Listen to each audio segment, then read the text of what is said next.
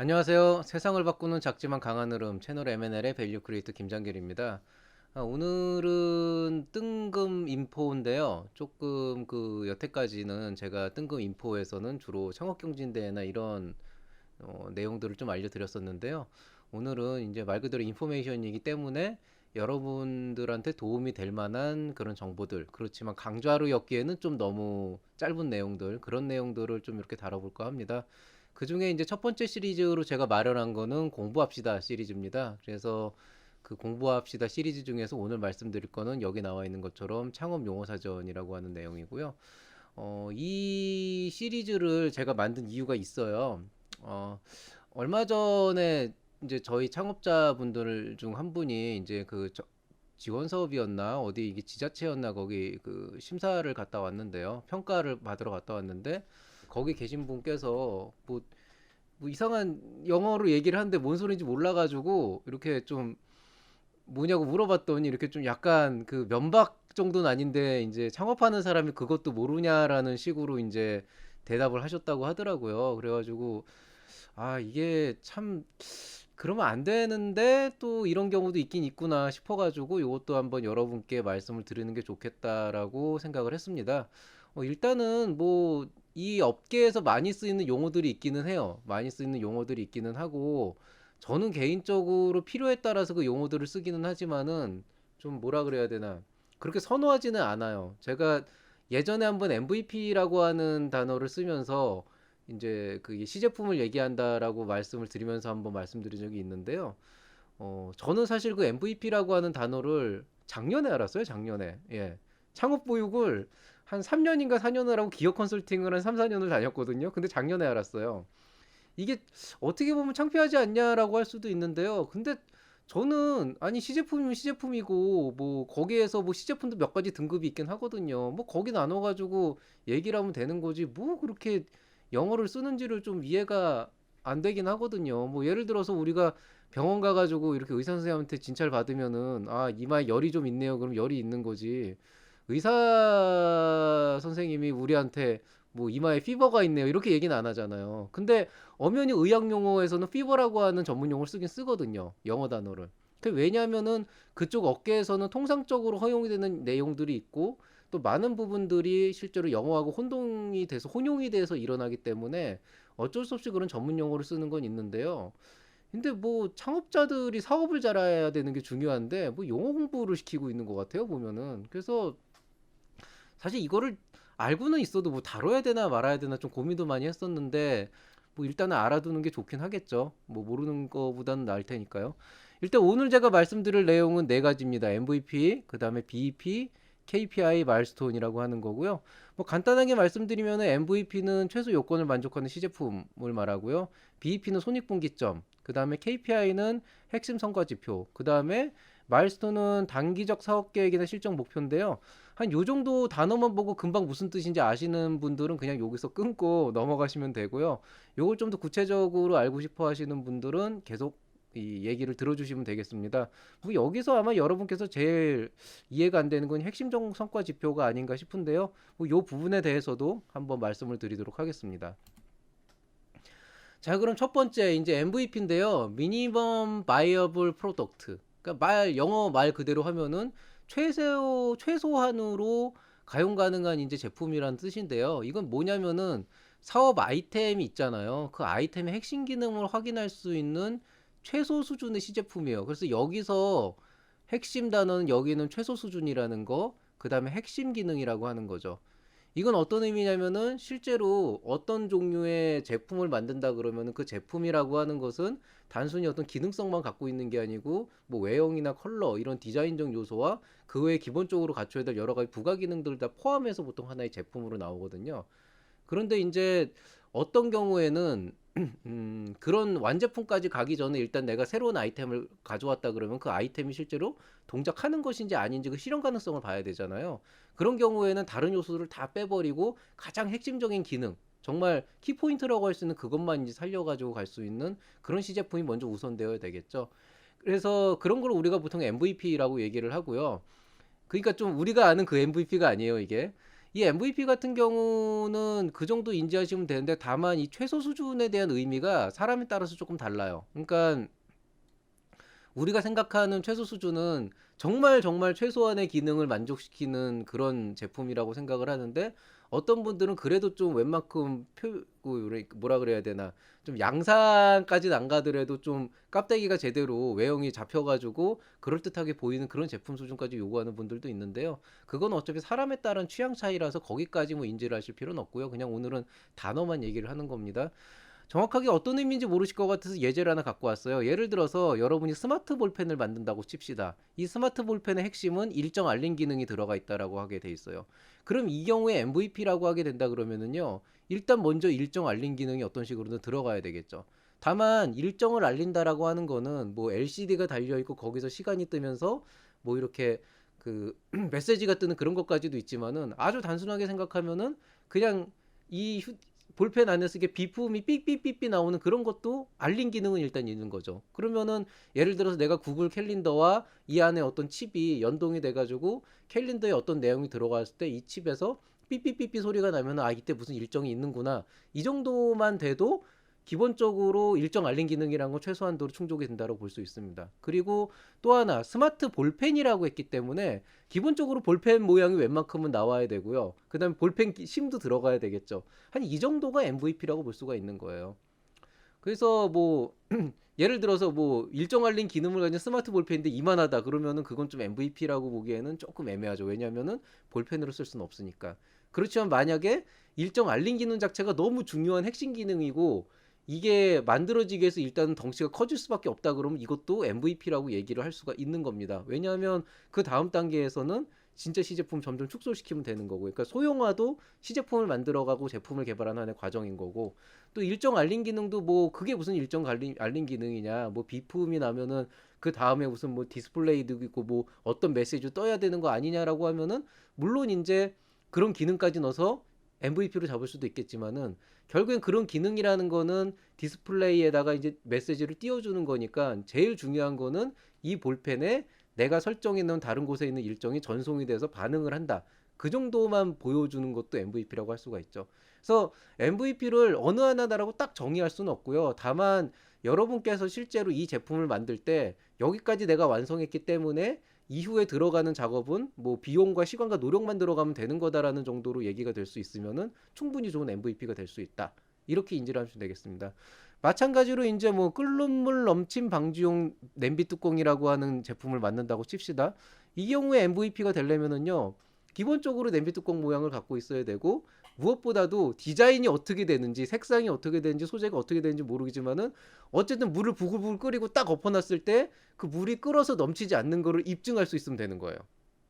그걸 뭐 구조적으로 입증을 하건 아니면 뭐 그것도 뭐 수위 센서를 달아가지고 뭐 그런 위험이 있을 때 소리를 내가지고 뭐 사람이 그걸 들어올리게 하건 아니면은 뭐 그런 전조가 있었을 때 뭐 위에서 팬을 틀어줘가지고 시켜주고 뭐 굉장히 기능은 많잖아요. 그 중에 어떤 기능을 선택하냐는 여러분의 마음이지만 일단 이렇게 아이템명을 정하고 MVP를 정해라 그러면은 무조건 어쨌든 물이 부글부글 끓고 있을 때 덮었는데 끓어넘치지 않는다. 이 기능을 만족하면 되겠죠. 그 외에 뭐 모양이 뭐 네모내야 된다, 세모내야 된다, 둥그레야 된다, 뭐 커야 된다, 작아야 된다, 뭐 손잡이가 어디 있어야 된다 이런 것들은 그 이후에 제품화하면서 이제 들어가는 요소다라고 인지를 하시면 되겠습니다. 자, 그 다음에 여러분께 말씀드릴 내용은 BEP입니다. BEP라고 하는 건 브레이크 이븐 포인트라고 해가지고 이제 글쎄요 뭐 영어로 따지면은 뭐 이븐 포인트 그러니까 동점을 깨는 시점이라고 얘기를 하는 건데요. 이게 이제 뭐냐면은요 그 손익분기점이에요. 이익과 손실의 분기점. 이거를 근데 저는 이걸 어떻게 더 자세하게 설명해야 될지 모르겠는데 일단 제가 사전을 찾아보니까 어떻게 정의가 되냐면은 한 기간의 매출이 당해 기간의 총 비용과 일치하는 시점. 여기서 우리가 보통 비용이라고 하는 거는요. 여러분이 어떤 시제품을 제작하는 데 있어서 들어가는 전반적인 어떤 비용들 그런 금액들을 얘기를 합니다. 뭐 재료비가 될 수도 있고 인건비가 될 수도 있고 뭐 판관비가 될 수도 있고 그 외에 뭐 여러 가지 이제 요소들이 있겠죠. 그러면은 예를 들어서 내가 이 펜을 판다 그랬을 때 처음에 이 펜을 양산을 하기 위해서 들어가야 되는 어떤 기본적인 비용들이 있잖아요. 내가 이거를 하나 만들어서 하나 팔고 싶다고 하더라도 이 재료가 딱 한 개 분량만 팔진 않을 테니까 여러 개를 한 번에 구입해야 되는 경우도 있겠죠. 이제 그런 식으로 항상 비용이라는 건 존재를 하거든요. 그런 비용들을 따지게 될 때 어느 시 보통 수익이 하나 팔 때마다 100원씩 나온다고 하면은 그 전에 일단 기본적으로 들어가는 고정 비용이나 이런 것들이 있기 때문에 처음에는 보통 적자를 봐요. 그러다가 이게 몇 개 이상 팔리게 되면은 이제 적자가 없어지고 이제 그 다음에 이제 이익으로 바뀌게 되는 시점이 나오는데 그걸 우리가 BEP, 손익분기점이라고 얘기를 하고요.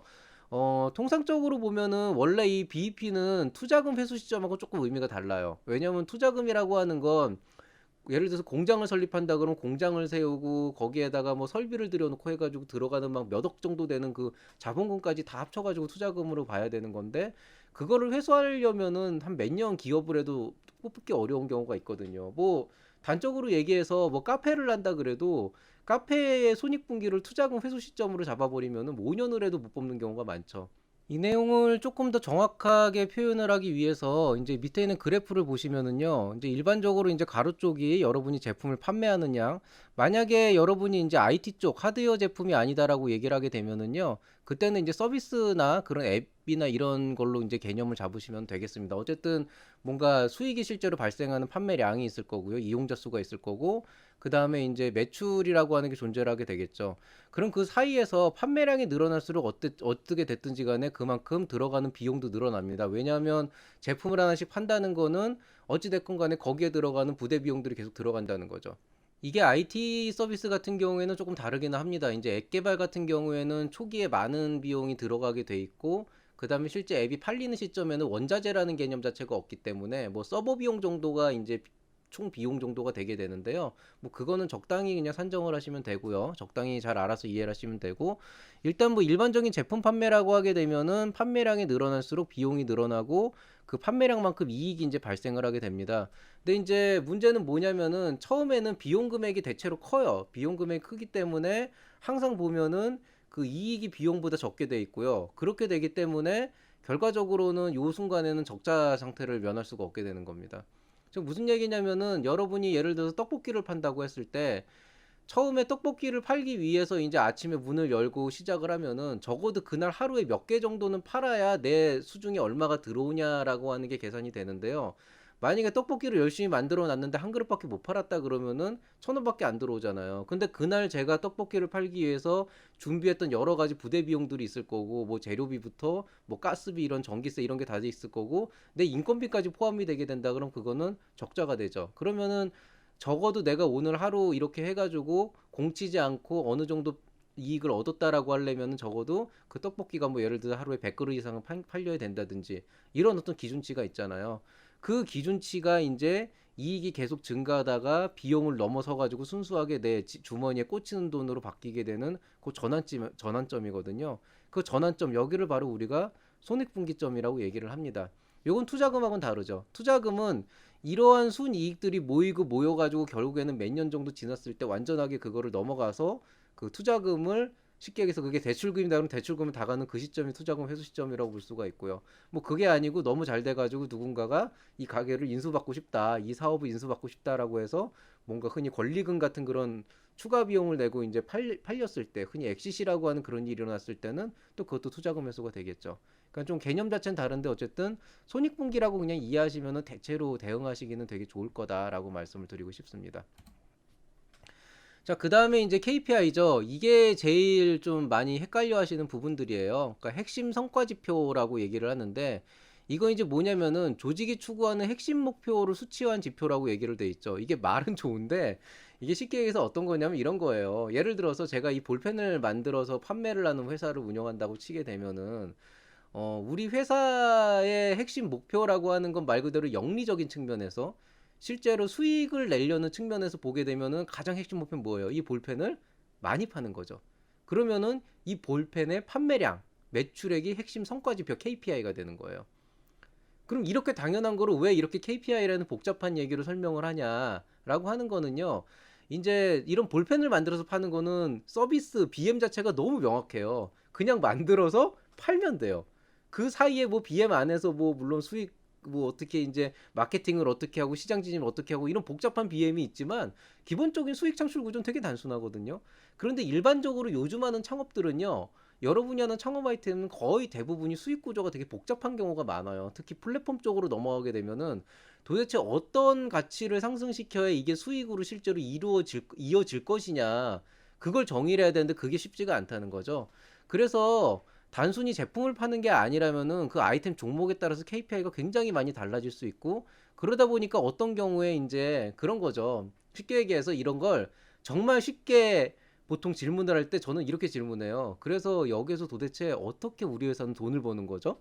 어떻게 수익이 실제로 나와서 우리 회사에 이렇게 그 비용 그 금액이 실제로 이제 현금이 꽂히게 되는 건가요? 그냥 이렇게 질문을 하고 실제로 아마 저랑 상담하셨던 분들은 대부분 그렇게 질문을 받았을 거예요. 그런데 원래 이거를 딱 한 글자로 줄여서 KPI가 뭐예요? 그냥 이렇게 문제를 물어보는 경우도 있어요. 그럼 예를 들어서 이런 거죠. 일정 알람 기능을 갖춘 스마트 볼펜이라고 하는 것이 있다. 그거의 KPI는 뭐냐 그러면은 그때의 KPI는 그냥 단순하게 판매 수량. 그러니까 우리 조직은 이 스마트 볼펜을 많이 파는데 목적을 잡고 있다. 이렇게 볼 수도 있는 거죠. 근데 만약에 이 볼펜이 단독으로 파는 게 아니고 다른 어떤 그 제품의 번들로 들어가는 형태나 혹은 B2B의 사업을 메인으로 한다 그러면은 그때는 몇 개나 팔리냐라고 하는 판매 수량이 KPI가 될 수도 있겠지만은 뭐 얼마나 많은 계약을 따내냐 혹은 얼마나 많은 이 번들로 들어간 그 제품이 많이 팔리냐 그런 걸 KPI로 잡을 수도 있어요. 왜냐하면 이게 팔려야 이것도 나가는 거니까. 조금 개념 자체는 다르고요. 그 다음에 뭐 지금 제가 하고 있는 유튜브, 저는 뭐 이게 수익 모델이라기보다는 수익 자체가 안 나오는 플랫폼이라 뭐 별 의미는 없지만 어쨌든 유튜브 인플루언서라고 하는 그 플랫폼이 있고 이게 수익이 나오는 구조다라고 하면은 이 유튜브 인플루언서 플랫폼의 KPI는 뭐냐 그랬을 때 뭐 여러 가지 지표들이 있어요. 실제로 뭐 얼마나 많은 구독자 수를 끌어모을 것인가, 얼마나 많은 조회를 일으킬 것인가. 근데 구독자 수와 조회 수는 직접적인 KPI는 아니죠. 왜냐하면 보통 유튜브의 수익 모델이라고 하는 건 거의 정해져 있거든요. 광고 수익을 받거나 아니면 PPL 같은 걸 띄우거나 아니면은 이제 뭐 최초 공개 같은 걸 통해서 뭐 기부금 같은 걸 받는 그런 형태로 보통 운영이 되는데, 그렇게 됐을 때 어떤 유튜브 인플루언서는 아 나는 그냥 단순하게 광고를 띄우겠다 그러면은 광고 노출 건수가 광고 클릭 건수가 아마 KPI가 될 것이고요. 어떤 사람은 나는 광고는 하나도 안 할래. 대신에 뭐 PPL로 다 하겠어. 그러면 얼마나 많은 외부에서 PPL을 위한 광고를 수주받느냐에 따라서 이제 그 KPI가 잡히게 되는 거겠죠. 뭐 기부금 같은 경우에는 얼마나 실시간 동안 많은 현금을 그 그 뭐죠? 시청자로부터 끌어당길 수 있냐 그런 게 KPI가 될 수가 있는 거죠. 그러니까 KPI는 같은 종목이라고 하더라도 어떤 BM을 잡냐에 따라서 또 달라질 수 있기 때문에 그런 부분들은 여러분이 사업을 할 때 또 어차피 고민을 하셔야 되는 부분이고요. 결국에는 누가 KPI가 뭐예요 이렇게 물어보면은 그게 뭐지 막 이렇게 당황하시지 말고 그냥 어떻게 돈을 벌 건지 설명해 주시면 얼추 맞습니다. 근데 좀 그렇다고 그냥 이렇게 돈을 벌 겁니다라기보다는 이 KPI는 정량적 지표예요. 수치라는 게 굉장히 중요하기 때문에 어떤 우리는 조회수, 구독자 수, 판매량 이런 것처럼 좀 더 구체적인 수치가 나올 수 있는 그런 지표를 KPI로 제시를 하시면 되겠습니다. 자, 그 다음에 이제 오늘의 마지막 얘기인데요. 마일스톤입니다. 마일스톤은 단기적 사업계획 실적 목표, 뭐 이것들이 모여서 회사의 전체적인 방향성을 설정한다 그러는데요. 보통 이런 게 질문이 나올 때는 이 회사는 마일스톤을 어떻게 수립하고 있습니까? 물어보는데요. 이거는 뭐 그냥 이 그림이에요. 여기 나와 있는 거 이거. 예. 그러니까 뭐예요? 그냥 단기적으로, 그러니까 중장기적으로 우리 회사가 저 끝까지 간다. 나는 앞으로 이 볼펜을 만들어 가지고 뭐 저 뭐냐 뭐 10년 뒤에는 뭐 전 세계 볼펜 시장을 다 먹겠다. 그러면은 그 전 세계 볼펜 시장을 다 먹기 위해서 여러분께서 필수적으로 하셔야 되는 어떤 몇 가지 단계들이 있잖아요. 제가 올해부터 이 스마트 펜을 판다 그래서 이건 정확하게 타블로이드 펜인데요. 어쨌든 그 펜을 판다 그래서 갑자기 전 세계 시장이 다 내게 되는 건 아니니까 뭐 2020년도에는 어떤 식으로 몇 가지 전략을 수립해서 뭐를 목표로 하고 2021년에는 또 어떤 단기 목표를 세워서 그 목표를 이루기 위해서 뭘 하고 2022년도에는 뭘 세워서 뭘 하고 2023년도에는 뭘 해서 뭘 하고 이런 식으로 뭐 하는 거, 이거를 이제 우리가 통상적으로 그 사업 계획서에는 어떻게 적혀 있냐면은 추진 일정이다 이렇게 이제 정해져 있죠. 예. 추진 일정도 사실은 대표적인 마일스톤 중에 하나라고 보시면 됩니다.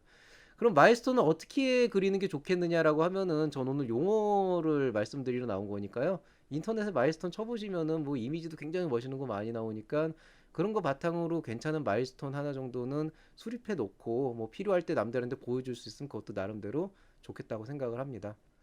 예, 오늘 강의는 여기서 마치도록 하겠습니다. 뭐 얘기를 하다 보니까 또 내용이 좀 길어졌을 수도 있는데요. 역시 저도 편집을 해봐야 얼마나 내용이 나왔는지 모르겠습니다. 근데 뭐 40분은 안 넘지 않겠어요, 그래도?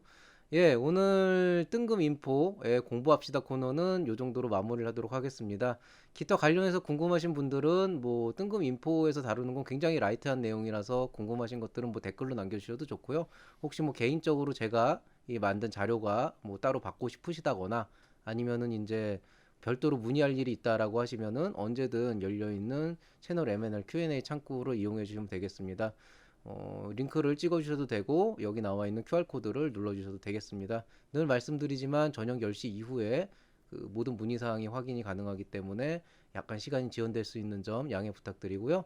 그럼 오늘도 편안한 밤 보내시기 바랍니다. 감사합니다.